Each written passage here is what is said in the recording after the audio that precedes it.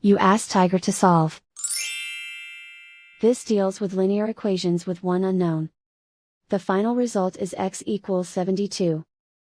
Let's solve it step by step. Simplify the expression.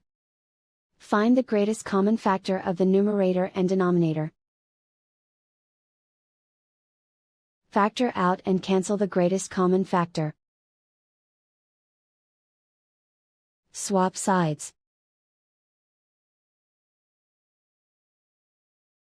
Isolate the x. Multiply both sides by 27. Group like terms. Multiply the coefficients.